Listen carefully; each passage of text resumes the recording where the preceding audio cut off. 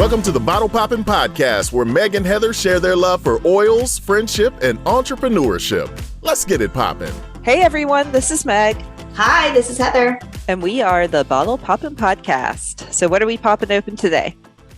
Well, I just pop open my lid and I can already smell it from here. We are popping open a bottle of Citronella today. And literally, as soon as I took off the lid, you could tell what it is. Yes. My first impression is it smells exactly like what you think Citronella does, kind of the bug repellent. What do you smell? I agree. And just in case somebody doesn't know what that smells like, though, I do think it smells very citrusy, even though it's not actually from a citrus, but it smells like fresh, lemony, herby. I will agree with that. I will agree with that review. Yes. Yeah.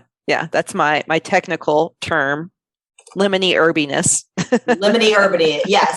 Say that 3 times. What? It's an urban plant, huh? It could be if you were trying to repel bugs in an urban area. Right. It doesn't smell bad. It just smells like bug repellent to me. Yeah. And I think it has a clean smell too, personally. But again, I think I associate that with anything that smells lemony. Yeah, agreed. Yes. Yeah. And it's funny because when you say the word clean, I was reading the Essential Emotions book and what they say it goes along with.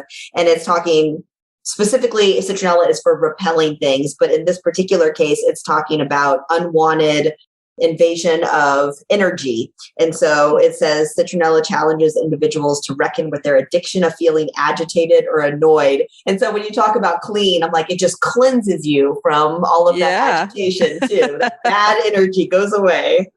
That's actually pretty awesome. I mean, I can tell from this podcast and the way it's sounding, there's no bad energy here. Our internet connection is working well. It must be the Citronella. Must be.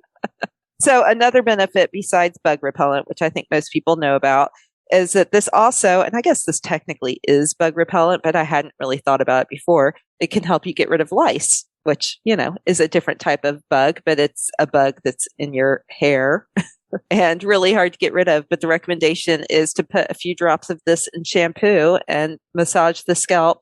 And, then obviously wash it out. But they said do it 3 times a day. And that's a natural way to get rid of lice, which I thought was pretty awesome. I know we're always looking for less toxic ways to do these types of things, especially, I think most people don't realize just regular shampoo, scrubbing it into your head, into your scalp, that is going through your skin and going to your brain, which is pretty scary if you're not using a natural shampoo. But then think about a shampoo that now has chemicals in it to kill bugs, like, ugh. So this would be a much nicer way to take care of a lice problem in your house. So on doTERRA infograph, they say that citronella oil is actually registered as an insect repellent in the United States. It doesn't specify what insect, but that's interesting as well, that it actually is a registered repellent. Yeah. Well, and then our research, it also showed that Citronella works against 3 different types of mosquito, and there are 3 of the main mosquito species out there, and that it repels for up to 8 hours, which is pretty awesome as well. But one other thing, I feel like we should point this out. When you buy bug repellent, like just a regular bug repellent, it probably doesn't even... it probably has some citronella, but it's not pure essential oil citronella. And so it's not going to be as effective. And I don't know, it's been so long since I last bought a bug repellent that wasn't a natural one. But do they normally say that it would last 8 hours? Do you know? Oh, good question. I don't know either. I kind of feel like it's like sunscreen where you're supposed to apply it regularly throughout the day, because 8 hours is a long time to repel something. Right.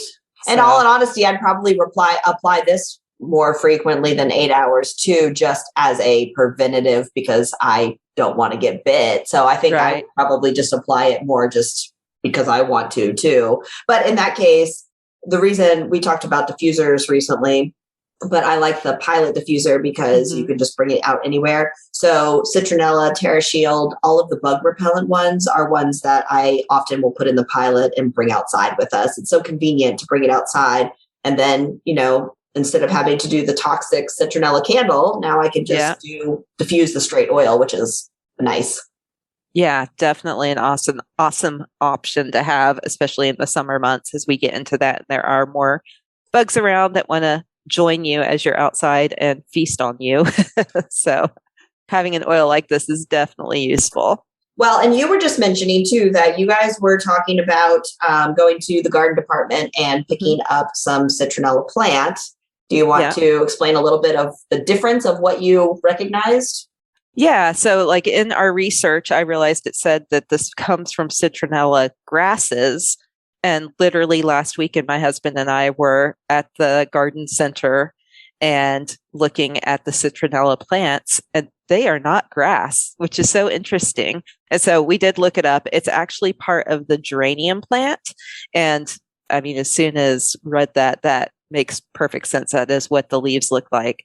And we have planted citronella plants before, and they definitely helped. We felt like it helped contain and get rid of flies. I don't know so much mosquitoes, but in researching it, it ends up that the citronella plant doesn't do anything with mosquitoes, which is interesting too, because it's actually marketed as a mosquito plant. Yes. But yeah, it's not the same as citronella grasses. And so this oil comes from the grasses. It's from an Asian area. It's from Indonesia. Indonesia. Okay. Thank you.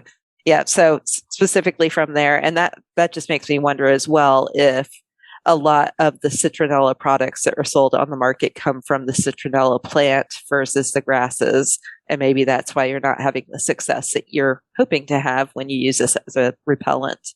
So I wonder how easily available the grass is in this part of the world. Yeah, well, we haven't bought our citronella yet, so I'm definitely gonna go back and look. We've bought the plant before. The plant is pretty entertaining because it starts off as a little plant and then it grows really, really big. And then at some point, at least our experience is in Texas, we have some crazy storms. And at some point, we'll have a big storm and it will topple the whole thing over and it will just look sad and small again. You have to cut it back. But it's an entertaining plant because it's constantly changing. But grasses, yeah, if that's a better option and a better bug repellent, then that's the way to go for sure. Well, in all honesty, I think I might go with both because there's nothing bad about keeping the flies away too. That's for sure. Right. And the smell, again, is lovely and clean. So why not have something good smelling on your patio or in your yard? So, yeah. All right. Well, anything else on this oil? I don't think so. I think it's pretty straightforward. Yeah. I will say one other thing, because this is, like we just said, grasses, even though it smells lemony, it's not going to be something that your skin, that makes your skin more sensitive to sun. So feel free to apply this. I still would use a carrier oil, and my favorite carrier oil is coconut oil, which is actually a natural sunscreen as well. It's a low SPF, so don't start using that instead of your SPF, but it does give you an extra layer of protection. So, and unlike if you were to use olive oil with this, which then would attract the sun, don't do that. Fractionated coconut oil would be the way to go with this oil, just for applying to your skin. So anyways, we hope that you found something interesting and new and learned something new in this podcast today. Definitely subscribe so that you can hear all of our podcasts. We come out every Friday with a new one for you.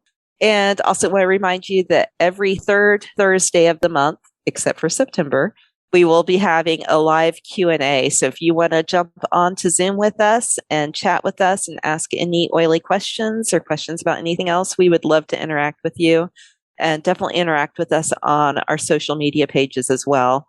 So we love connecting with our audience and learning what you guys want to hear from us and what you guys are learning new from us. So we really appreciate the interaction.